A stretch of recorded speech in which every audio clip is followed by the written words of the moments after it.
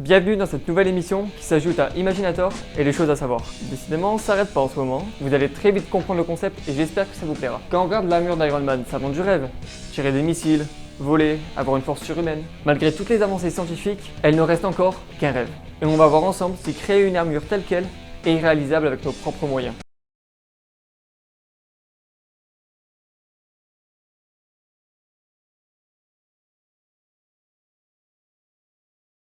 Ceux qui connaissent pas Iron Man, bon, à mon avis vous n'êtes pas nombreux mais il y en a peut-être. C'est un homme équipé d'une super armure qu'il a lui-même conçue, qui est vite devenu un super héros. Alors tout d'abord on peut voir que l'armure procure une protection totale pour son utilisateur.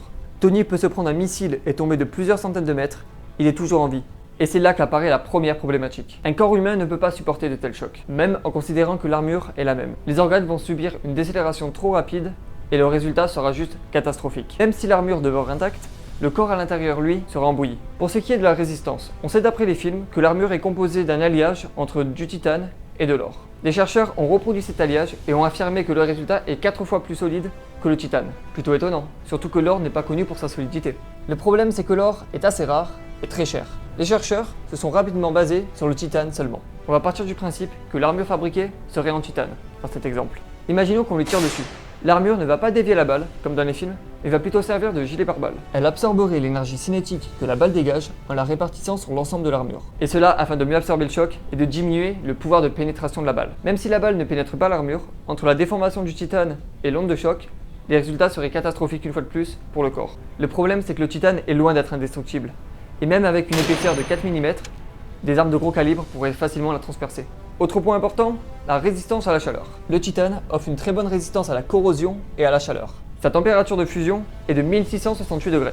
Il peut donc résister à la plupart des lance-flammes dont la chaleur se situe environ à 1300 degrés. Et grâce à sa forte conductivité thermique, le corps à l'intérieur sera protégé plus longtemps. Bon, pas 2 heures non plus, mais une bonne minute, ça le ferait. En ce qui concerne les armes, bonne nouvelle, le port de missiles semble plausible. Un fan de la saga a même créé une partie d'armure qui tire des missiles. Je vous laisse en juger par vous-même.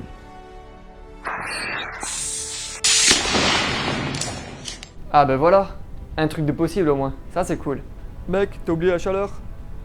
Ah, bien que ça soit possible en théorie, une confrontation avec un lance-flamme par exemple serait fatale pour l'armure.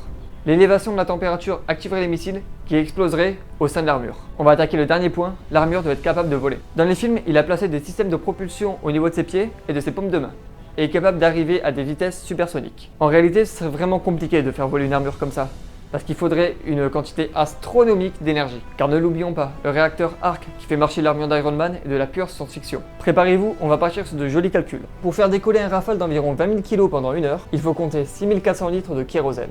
En partant du principe que l'armure est composée d'un alliage or et titane, de masse volumique 4,51 g par cm3, avec une épaisseur de 4 mm, plus la surface corporelle de Tony Stark, on pourrait en conclure que le poids de l'armure vide serait de 52 kg. On va voir à la hausse, environ 150 kg avec un homme à l'intérieur. A l'aide d'un simple produit en croix, on voit qu'il faudrait 48 litres de kérosène pour faire fonctionner l'armure 1 heure en vol. Sachant que la masse volumique du kérosène est de 0,8 g par cm3, le réservoir pèserait 39 kg, que l'on ajoute au poids total pour arriver à un poids total de 190 kg.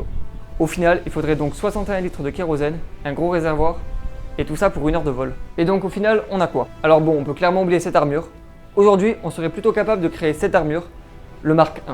Elle s'apparenterait plus à un exosquelette, qui permettrait de porter de très lourdes charges et d'avoir une force surhumaine. Je profite de cette transition pour vous parler du projet Talos aux États-Unis. Ce projet consiste à créer des exosquelettes pour les soldats américains, qui leur permettra de parer les balles et de contrôler leurs signes vitaux. Ce n'est pas de la science-fiction, puisque l'État américain souhaite les mettre en place avant 2019. Bon, il est temps de faire le bilan. Solidité? Non. Protection de l'hôte? Non. Capacité à voler? Non. Résistance au feu? Petit oui. Puissance nécessaire?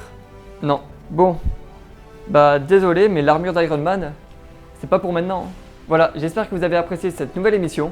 Si oui, dites-le moi en commentaire, ça me fera plaisir. Pareil si vous avez des idées de thèmes pour l'épisode 2. En attendant, comme d'habitude, je vous dis à très vite. Allez,